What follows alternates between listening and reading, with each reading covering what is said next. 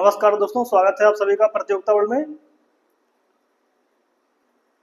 आज की क्लास संविधान के एक महत्वपूर्ण खंड मौलिक अधिकार में स्वतंत्रता के मौलिक अधिकार पर आधारित है। पिछले क्लासों में हम समानता के मौलिक अधिकारों पर चर्चा कर चुके हैं। आज की क्लास में हम अनुच्छेद 19 से लेकर और 22 तक की चीज़ों को कवर करने का प्रयास करेंगे। ठीक है, तो भारतीय संविधान के भाग 3 में मौलिक अधिकार के बारे में प्रावधान किया गया है, जिसमें अनुच्छेद 19 से लेकर 22 तक स्वतंत्रता से संबंधित मौलिक अधिकारों से संबंधित प्रावधान है। आजादी शब्द तो आप लोगों ने सुना ही होगा। आजादी का तात्पर्य स्वतंत्रता से है और स्वतंत्रता का आशय, आजादी का तात्पर्य स्वतंत्रता से है। अर्थात स्वतंत्रता का आशय क्या होता है? इसका मतलब होता है प्रतिबंधों का अभाव, प्रतिबंधों का अभाव। अगर परिवार में हो, चाहे देश की बात हो, चाहे परिवार की बात हो, चाहे समाज की बात हो, जहां पर किसी व्यक्ति के ऊपर प्रतिबंध कम होते हैं वहां पर उसकी आजादियां ज्यादा होती हैं, उसकी स्वतंत्रताएं ज्यादा होती हैं। अब बात आती है क्या स्वतंत्रता असीमित है? नहीं। अब यहाँ पर जो मैंने कहा प्रतिबंधों का अभाव, प्रतिबंध का अभाव का मतलब बिल्कुल ये नहीं होता है कि विधि का अभाव। यहाँ पर आप इन चीजों को जानिएगा, प्रतिबंध के अभाव का आशय विधि का अभाव नहीं है। विधि का अभाव नहीं है मतलब हम लोगों को भारतीय संविधान के माध्यम से आजादी, छूट या स्वतंत्रता प्राप्त तो है, लेकिन वह प्रतिबंधों के अधीन है। अर्थात जिस तरीके से हमें मौलिक अधिकार मिले हुए हैं उसी तरीके से हमारे मौलिक अधिकारों पर युक्ति प्रतिबंध भी लग सकता है। जितना प्रतिबंध लगाना आवश्यक होगा उतना प्रतिबंध लग सकता है। तार्किक प्रतिबंध, रीजनेबल रिस्ट्रिक्शंस हमारे मौलिक अधिकारों पर हो सकते हैं। ठीक है, गलत तरीके से प्रतिबंध नहीं लगाए जाएंगे। जो प्रतिबंध लगाना उचित होंगे, जो प्रतिबंध तार्किक होंगे, वही प्रतिबंध हमारे मौलिक अधिकारों पर आरोपित हो सकते हैं। अब यहाँ बात समझ में इतना आ गया होगा स्वतंत्रता क्या है। स्वतंत्रता का मतलब होता है प्रतिबंधों का अभाव, लेकिन इसका बिल्कुल मतलब ये नहीं होता है कि विधियों का अभाव, क्योंकि विधियों के अभाव में देश में लोगों के विचार में, दो लोगों के मन में स्वच्छंदता का भाव आ जाता है। स्वच्छंदता का भाव आने का मतलब ये होता है फिर लोगों को ये लगने लगता है इस काम के लिए मुझे तो लाइसेंस मिल चुका है। अगर लोगों की, व्यक्तियों के मन में यह बात आ जाएगी कि मुझे तो हर चीज के लिए, हर कार्य के लिए मैं किसी भी प्रकार का कार्य कर सकता हूँ और उसके लिए मुझे लाइसेंस मिला हुआ है, यही जो भावना है, यही जो विचार है, इसी बोलते हैं स्वच्छंदता का विचार। अगर लोगों के मन में ऐसा आएगा फिर तो कुछ भी करेंगे, मनमानी काम करेंगे, इससे बड़ा नुकसान होगा। इसलिए हमारे यहाँ स्वतंत्रता जो है विधियों के अधीन है, प्रतिबंधों के अधीन है। ठीक है, अब समझते हैं कि 19 से लेकर के 22 तक, अनुच्छेद 19 से लेकर के और 22 तक जो हमारा मौलिक अधिकार है उसका नाम है स्वतंत्रता का अधिकार। स्वतंत्रता का अधिकार। और अनुच्छेद 19 में जो कहा गया है उसमें, अनुच्छेद 19 में 19 के खंड 1 में कहा गया है 7 प्रकार के, 19 के खंड 1 में कहा गया है लोगों के 7 प्रकार के अधिकार होंगे, मतलब 7 प्रकार की आजादियां होंगी। अब ये शुरू में 7 प्रकार की आजादियां थी। शुरू में हमारा संविधान लागू हुआ तो 7 प्रकार की आजादियां थी अनुच्छेद 19 के तहत, लेकिन अभी वर्तमान में 6 प्रकार की आजादियां हैं। ये एक खत्म हो चुका है। संपत्ति का जो अधिकार है खत्म हो चुका है। इसे 44वां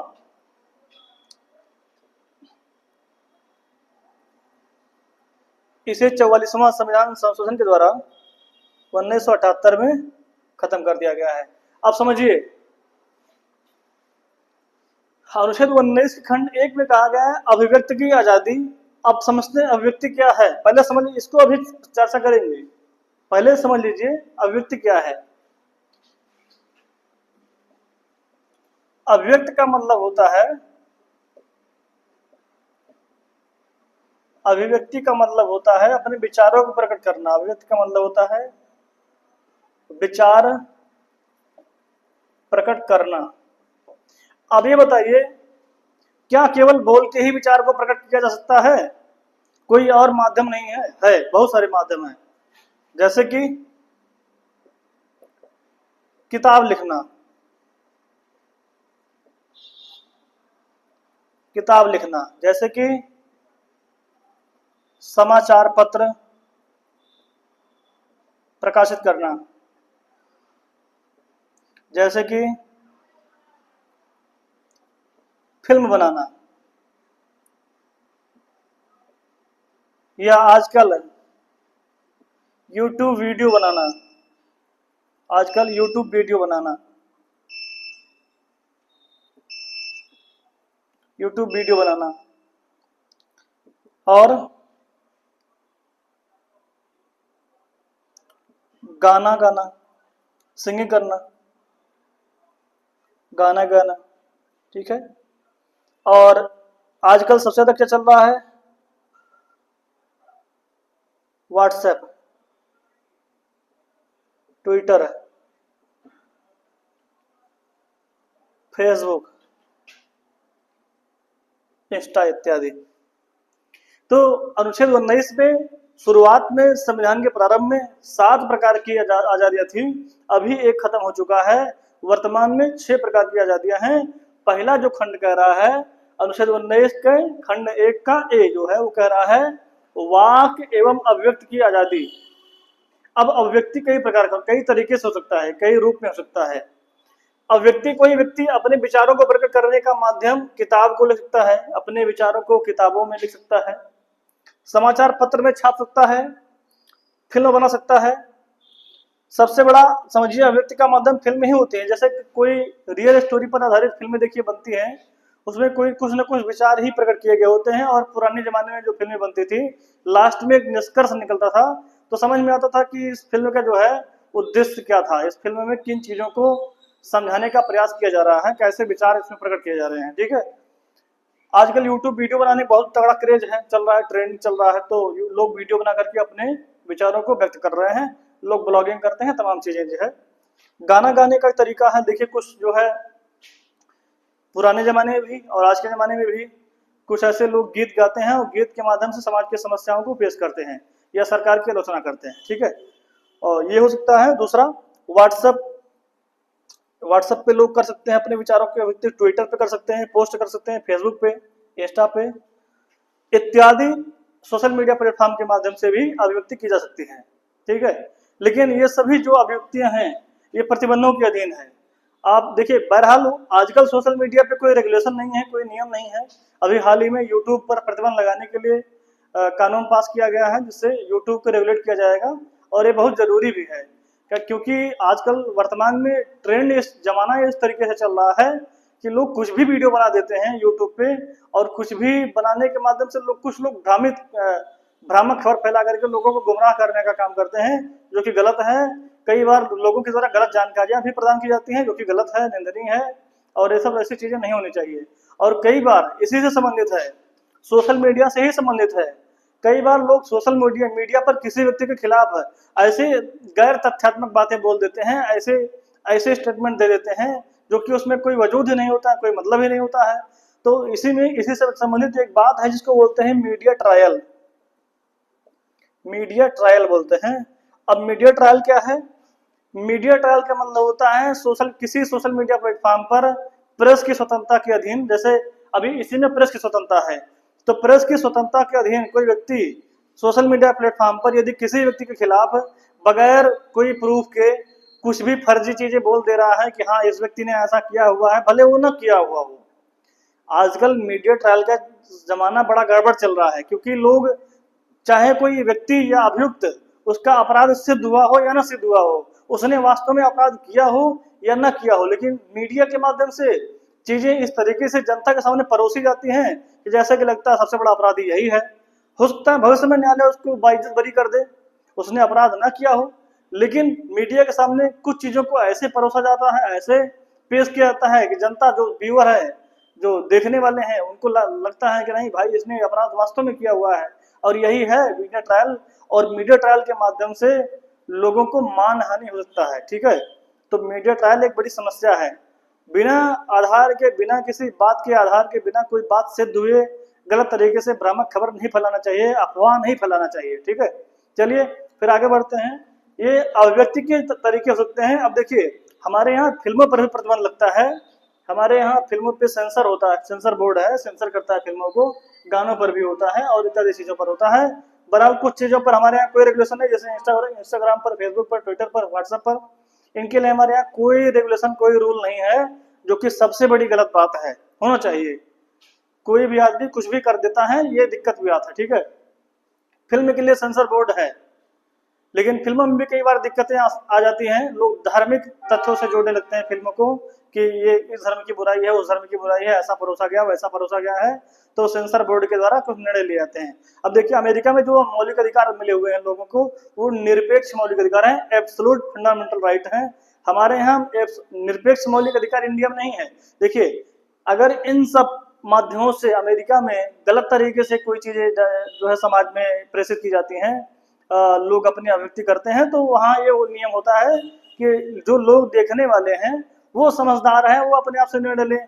उनको अगर फिल्म कोई गड़बड़ लग रहा है ना देखें, वो उसमें बुराई करने का क्या बात है। अगर कोई फिल्म गड़बड़ बनी हुई है, अमेरिका में सिस्टम यह है कि किसी धर्म की बुराई की गई है, ऐसा कुछ है तो आप मत देखिए, आप उसको आप इग्नोर करिए। लेकिन इंडिया में ऐसा नहीं, इंडिया में निरपेक्ष मौलिक अधिकार नहीं है। यहाँ पर अगर फिल्म बना रहे हो तो सही बनाओ, गलत बनाओगे जिससे पब्लिक ऑर्डर या और आपका जो है लॉ एंड ऑर्डर अगर खराब होगा तो उस फिल्म को प्रतिबंधित किया जाएगा, उस पर रोक लगा दी जाएगी। ठीक है, लेकिन वो प्रक्रिया के माध्यम से की जाती है, उसकी भी एक प्रक्रिया होती है। जैसे कोई फिल्म, कई बार फिल्मों को रद्द किया गया है, बैन किया गया है। क्यों बैन किया गया? क्योंकि और उसमें अभिव्यक्ति का जो माध्यम था, उसमें जो चीजें परोसी गई हैं वो समाज में लोक व्यवस्था और कानून व्यवस्था के खिलाफ दिखती हैं। इससे समाज में सांप्रदायिकता इत्यादि चीजों का माहौल बढ़ता है और इसलिए उन चीजों को रोक दिया जाता है आगे चल के। ठीक है, तो ऐसा हो सकता है। ठीक, तो हमारे यहाँ निरपेक्ष मौलिक अधिकार नहीं है, अमेरिका में निरपेक्ष है। अमेरिका में निरपेक्ष है तो लोगों के ऊपर डिपेंड होता है, आपको देखना है मूवी कि नहीं देखना है। हमारे यहाँ हमारे ऊपर डिपेंड नहीं होता है। सरकार इन चीजों पर प्रतिबंध लगाने का प्रयास करती है, उसके लिए सेंसर बोर्ड बनाया गया। ठीक है, चलिए, अब दूसरा यहाँ पर जो है शांतिपूर्ण सम्मेलन करने का अधिकार है। यदि आपको सम्मेलन करना है तो आप कर लीजिए। देखिए, सम्मेलन करने का अधिकार है, ठीक है, यहाँ सम्मेलन करने का अधिकार हमारा मौलिक अधिकार। लेकिन यहाँ पर एक बात आती है, हड़ताल का अधिकार। हड़ताल का अधिकार, ठीक है, हड़ताल का अधिकार मौलिक अधिकार नहीं है। यह औद्योगिक विवाद अधिनियम, औद्योगिक विवाद अधिनियम के तहत यह एक वैधानिक अधिकार है। वैधानिक अधिकार है। देखिए, मौलिक अधिकार वे होते हैं जो संविधान में लिखे गए हैं, और वैधानिक अधिकार वे होते हैं जो संसद के द्वारा विधि बना करके लोगों को या राइट दिए गए, अधिकार दिए गए, वो होते हैं वैधानिक अधिकार। तो हमारे यहाँ हड़ताल का अधिकार मौलिक अधिकार नहीं है, यह औद्योगिक विवाद अधिनियम के तहत यह एक वैधानिक अधिकार है, और शांतिपूर्ण सम्मेलन करने का अधिकार मौलिक अधिकार है। तीसरा, संघ और समूह बनाने का अधिकार है। इसे 97 में संविधान संशोधन के द्वारा जोड़ा गया है। मतलब हम लोग समूह बना सकते हैं, लेकिन उसका उद्देश्य सकारात्मक होना चाहिए। उसका उद्देश्य कहीं भी ये नहीं होना चाहिए कि वो समाज में सांप्रदायिकता का माहौल फैलाएगा इत्यादि नेगेटिव काम करेगा। ठीक है, समूचे भारत में कहीं भी मुक्त आवागमन, घूमने का अधिकार हमारे पास है। निवास करने का या बसने का अधिकार है, ये खत्म हो गया है। ठीक है, और आजीविका या व्यवसाय, कोई भी आजीविका हम कुछ भी कर सकते हैं अपनी योग्यता के अनुसार, ये हमारे पास अधिकार है। तो वर्तमान में अनुच्छेद 19 के ए में, आपका अनुच्छेद 19 के खंड ए में 6 प्रकार के आपके अधिकार हैं जो कि आपकी स्वतंत्रता को दर्शाते हैं। अब यहाँ सबसे बड़ा अधिकार हमारा वाक एवं अभिव्यक्ति का था, जो कि बोलने का अधिकार था, और ये सभी अधिकार हैं। ये सभी हमारी 6 प्रकार की आज़ादियाँ हैं। उसमें से वाक एवं अभिव्यक्ति का अधिकार मैंने बताया, कितने तरीके से लोग अपने विचारों को प्रकट कर सकते हैं, किस तरीके से अपने विचारों को दूसरों के समक्ष पेश कर सकते हैं, उसका तरीका हमारा सही होना चाहिए। और हमारे यहाँ कुछ ऐसे प्लेटफॉर्म हैं जहाँ पर हम कुछ भी बोल देते हैं, उसके लिए वर्तमान में कोई रूल एंड रेगुलेशन नहीं है, होना चाहिए, कुछ जगहों पर है। ठीक है, इससे समाज में गलत चीजें जाती हैं, गलत संदेश जाता है। ठीक है, ये सब चीजें मैंने आपको बताया। आप देखिए, जिस तरीके से अनुच्छेद 19 के खंड ए में या 1 में 6 प्रकार की आजादियों का वर्णन है, उसी तरीके से अनुच्छेद 19 के खंड 2 में इन आजादियों पर प्रतिबंध बताया गया है। ठीक है, शुरू में ही मैंने बोला था कि जो ये अधिकार है ये प्रतिबंधों के अधीन है, तो प्रतिबंध भी दिए गए हैं। ठीक है, चलिए अब आपको प्रतिबंध के बारे में बताते हैं। प्रतिबंध क्या है? अनुच्छेद 19 खंड 2 में प्रतिबंध क्या है, कहाँ कहाँ रोका जा सकता है हमें, उसको हम देखते हैं। जैसे कि अनुच्छेद 19 के खंड 2 में प्रतिबंध है। तो इसमें कुछ एग्जाम्पल जैसे समझ लीजिए आप, जैसे कि अगर लॉ एंड ऑर्डर या पब्लिक ऑर्डर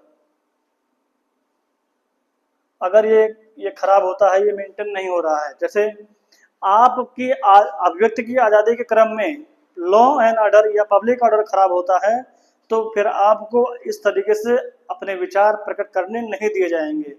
जैसे कि आप भड़काऊ भाषण देते हैं इत्यादि, कोई कृत्य करते हैं, कोई कार्य करते हैं, मतलब आपके द्वारा कुछ वीडियो बनाया जाता है या ऐसा कोई गाना गाया जाता है या इस तरीके से भी लोगों के बीच में बोला जाता है, भाषण दिया जाता है, जिससे लॉ एंड ऑर्डर, अब जैसे देखिए इससे हत्या, लॉ एंड ऑर्डर में क्या क्या चीजें आती हैं, हत्या, चोरी, डकैती अगर हो रहा है तो समझिए लॉ एंड ऑर्डर की गड़बड़ी है, ये मेंटेन नहीं है, ये सही नहीं है लॉ एंड ऑर्डर, तब ये हत्या चोरी डकैती हो रहा है। और अगर सांप्रदायिक सद्भाव हमारे यहाँ नहीं है, अगर हमारे यहाँ सांप्रदायिक सद्भाव नहीं है, हिंदू बनाम मुस्लिम का मैटर बड़े स्तर पर चल रहा है, जो कि एक विवाद बहुत बड़े स्तर पर विवाद हो गया है, दंगा फसाद होने की स्थिति है, तो समझिए पब्लिक ऑर्डर मेंटेन नहीं है, तो हम ऐसी कोई अभिव्यक्ति नहीं कर सकते हैं जिससे पब्लिक ऑर्डर या लॉ एंड ऑर्डर खराब हो। ठीक है। दूसरा, हम हेट स्पीच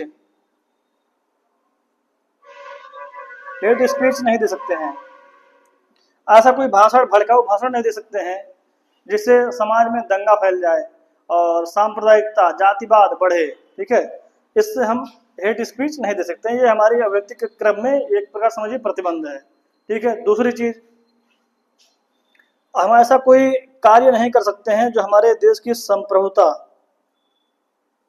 और अखंडता पर आँच आए, ऐसा कोई हमारे पास अभिव्यक्ति का वो कोई माध्यम नहीं है, हम ऐसी कोई आज़ादी नहीं हमारे पास है कि हम कुछ ऐसे बोलें या करें जिससे हमारे देश की संप्रभुता पर कोई आँच आए। अगर ऐसी बात आएगी तो यहाँ पर फिर हमारी आज़ादी छीन ली जाएगी। ठीक है। दूसरी चीज, अगर हमारे यहाँ की सरकार के द्वारा किसी अन्य राष्ट्र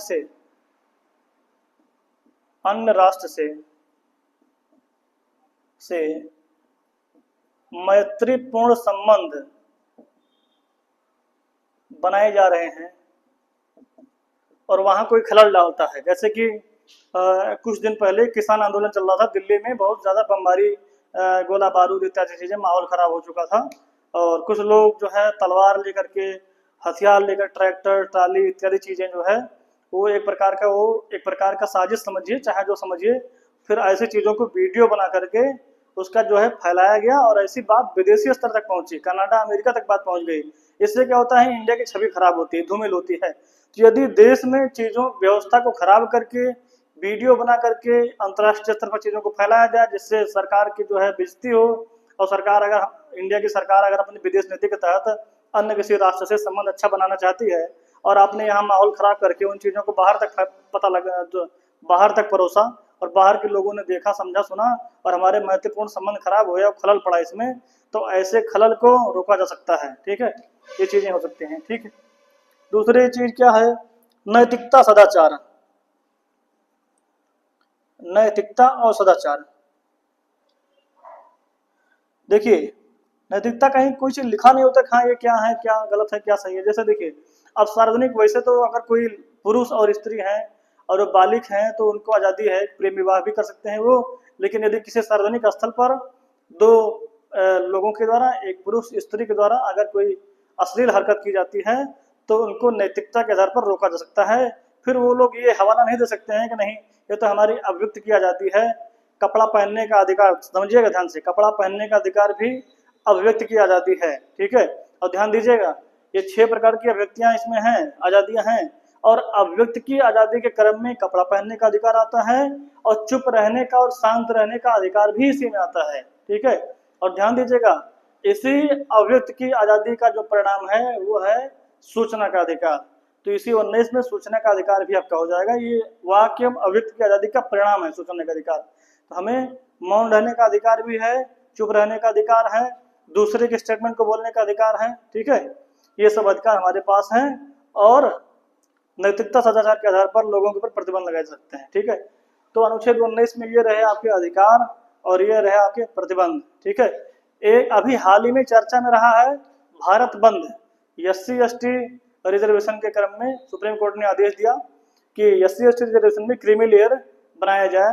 उसके विरोध में बहुत सारे लोगों ने आंदोलन किया, धरना किया, प्रदर्शन किया और विरोध किया, सरकार का विरोध किया और लोगों ने सुप्रीम कोर्ट के आदेश का विरोध किया, सरकार का विरोध किया।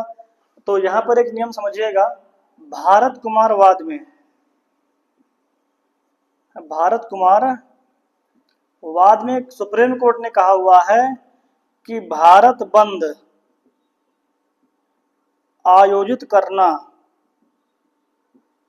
ये असंवैधानिक है, असंवैधानिक है, असंवैधानिक है। मतलब भारत बंद जो लोग आह्वान कर देते हैं कि पूरी इंडिया बंद रहेगी, कोई काम नहीं चलेगा, कारखाना नहीं चलेगा, कंपनी नहीं चलेगी, अस्पताल बंद रहेगा। भाई आप अपनी बात को रखने के लिए दूसरों को कैसे प्रभावित कर सकते हैं? नहीं कर सकते हैं। तो भारत बंद आयोजित करना यह असंवैधानिक है और ऐसा कहा गया, भारत कुमारवाद में कहा गया है। तो इतना आशा करते हैं आप सभी को समझ में आया होगा। एक चीज और समझिएगा, एक चीज और बचा हुआ है प्रतिबंधों के क्रम में, contempt of court, contempt of court. न्यायालय की अवमानना हम नहीं कर सकते हैं। न्यायालय ने कोई आदेश, न्यायालय के आदेश को कमतर आंकना, उसको उल्टा सीधा कहना और ये कहना कि हम तो न्यायालय को नहीं मानते हैं, हम सुप्रीम कोर्ट को नहीं मानते, हम संविधान को नहीं मानते हैं, ठीक है। अगर न्यायालय के आदेश को आप नहीं मानते हैं तो समझिए आप विधि को नहीं मानते हैं, और आप विधि को नहीं मानते समझिए आप संविधान को नहीं मानते हैं, और संविधान को नहीं मानते हैं तो आपको कोई हक नहीं है। आप प्रतिबंध के अधीन हैं, प्रतिबंध के ऊपर नहीं हैं। इस तरीके से आशा करते हैं आप सभी को समझ में आया होगा। ये अनुच्छेद 19 में दिए गए 6 प्रकार की स्वतंत्रताएं या आज़ादियाँ, ठीक है। फिर मिलते हैं दूसरी क्लास में। धन्यवाद।